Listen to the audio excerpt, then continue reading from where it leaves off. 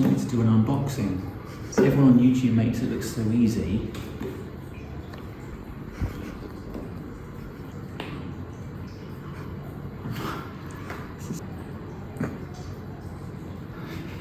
To try and find a knife or something.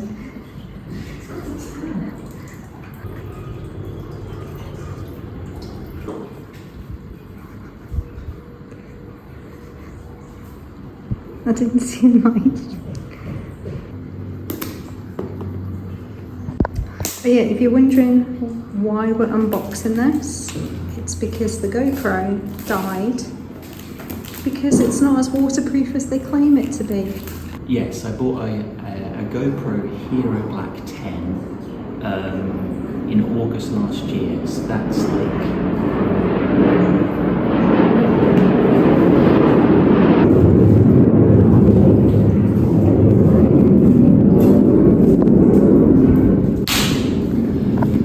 So what, that's like 6 or 7 months ago, maybe 8 months, okay? And then what, we took it into the 1 metre of water in the sea in Cambodia, and it broke. So there's a front screen, the front screen broke, and I could see there was moisture in there, and I contacted the guy and asked them what should I do, and they gave me no help whatsoever. Then we took it on our very first scuba dive ever, and it broke completely. On paper, the GoPro can be taken to a depth of 10 metres, and we did not go anywhere near 10 metres. It was beautiful. We were diving for the first time ever above these beautiful reefs, and I knew while I was down there, this camera's toast, and sure enough it was. Contacted GoPro, they offered no help whatsoever. So goodbye GoPro, hello DJI.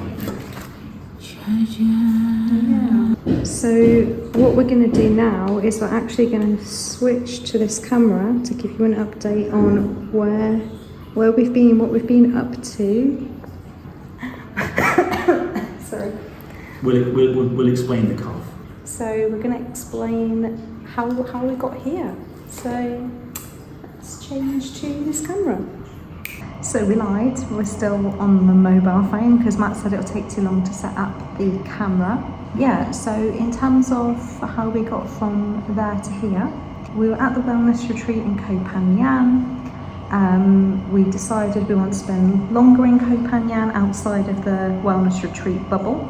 Had a bit of a cough initially at that retreat and it just got worse, so sore throat, kind of temperature. It's hard to work out though with the weather being so hot.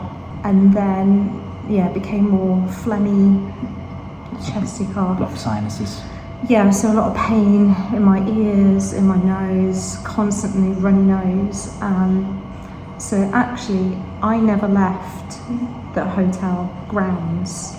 In fact, I didn't leave the hotel room apart from the day we arrived when we went to the pool. And all you got to see in Koh Phangan was pharmacies and places where you went to get pick up food. Yeah, you went to the pharmacy, they kind of give cold type medicine, but the pain was increasing, the medication didn't seem to be working, so we actually decided to go to the hospital. So by hospital, it kind of acts like not just like accident and emergency, but a bit of like a walk-in clinic. So we went there, we had to get a COVID test. They checked out some things like oxygen levels, temperature, that sort of stuff.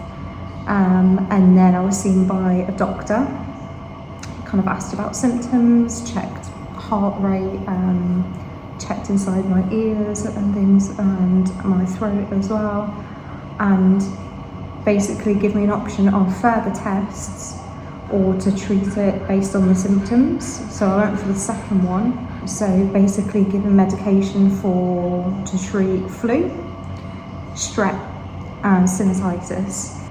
So antibiotics, as well as taking painkillers and stuff as well. That was the day before we left Koh Phangan that we switched that medication. So how many nights were we in that hotel room? So we extended, didn't I think we? a 4 and we extended by night. Yeah.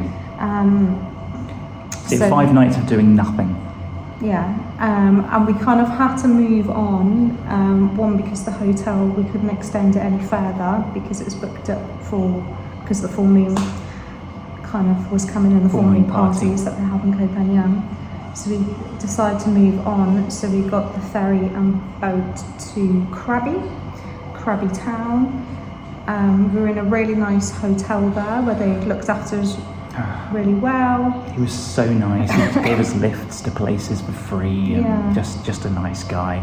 Yeah. Breakfast was included, and the room itself was huge and really just beautiful. Yeah. Really lovely place. It was just what we needed at just the right time. I think it was just a really good place for us to recuperate.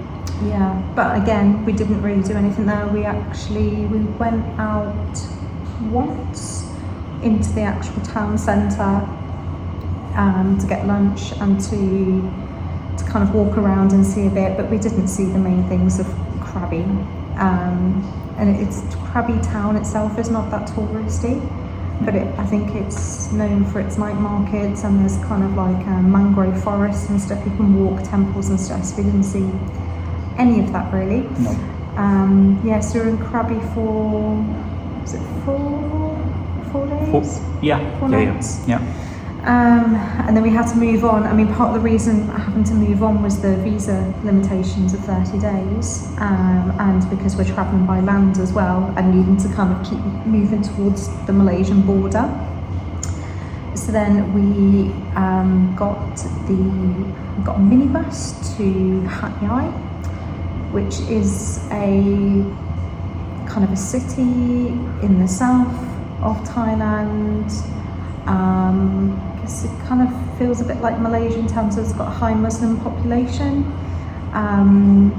Wasn't very touristy at all. The tourist attractions outside of the city centre, so we didn't see much. It was more of just like a stopover kind of place rather than a tourist like a place we wanted to go for touristy reasons in and of itself.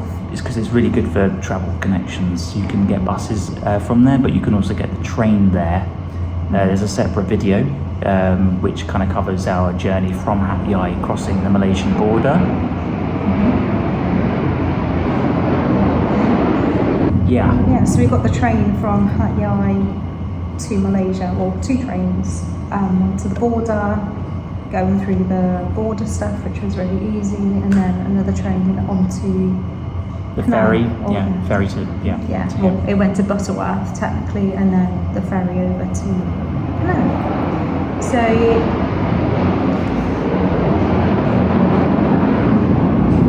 apparently Penang is currently under attack. So that's how we got to be in Malaysia in terms of where we've hopped about to, and why there's no videos for those locations, because we didn't see or do anything. So in terms of what the hell's going on? Anyway, I forgot what I was going to say. We're in Penang. So that's kind of how we got to where we are.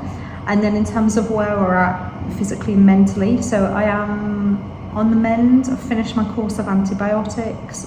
Mentally, I guess when you're feeling unwell, you kind of crave more comforts and kind of feel a bit fed up. It really takes its toll kind of mentally. So we have been looking at going back home, but we do want to explore Malaysia first and Singapore.